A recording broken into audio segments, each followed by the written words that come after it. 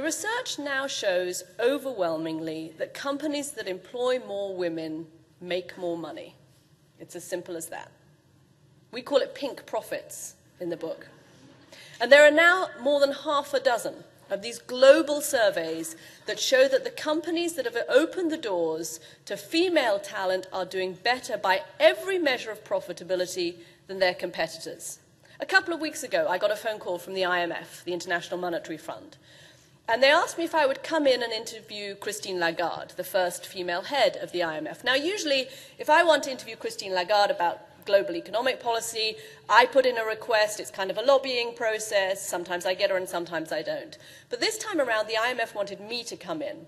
And they were asking me to come in because they had just come out with their first global study on the power of women in terms of purely economic numbers around the world. And what they found was this, that if women had access to the workforce in the same numbers of men as men in the United States, we would see a GDP growth of 5%.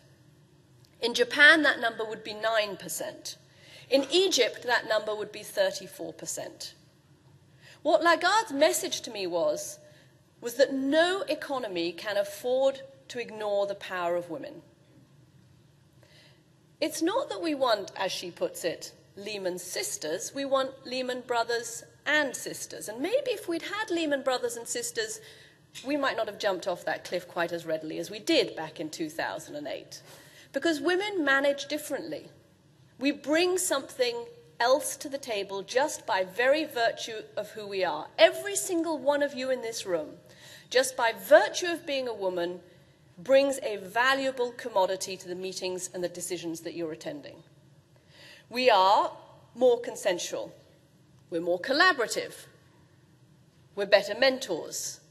We take longer-term decisions, and this was particularly relevant in the financial services industry. We are making decisions 6 months, 6 years down the road, not 6 hours, 6 days, or 6 weeks down the road. They did a survey on the floor of the London Stock Exchange that showed on the days that male traders made riskier decisions and riskier trades, they had higher levels of testosterone in their bodies.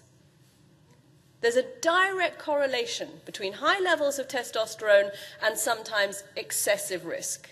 And we saw where that got us a few years ago, just before the financial crash. Now, if you look at funds, investment funds that are managed by men, the male funds tend to spike very high, but they also plummet very low. Female funds run at a much more consistent level. They don't have the spikes, but they don't have the troughs either. And that's what's leading people to decide and come to the conclusion that what we want is both of those capacities in a decision-making room. There's a great guy at the University of Michigan, an academic called Professor Larry Page. He's come up with an algorithm for this. He calls it the diversity theorem. He says that if you put a group of super smart men in a room and a group of men and women in a room, the men and the women, the diverse group, will always come up with a better business decision than the super smart men. There is something about the diversity of opinion, the diversity of a perspective, that we, just because of who we are, bring to the table that makes us valuable in the workforce. And if there is nothing else you remember from what I tell you this morning, it is these 2 words, pink profits. You are valuable. Your companies need you. The economy needs you. We cannot afford to keep losing women in the way that we're losing them.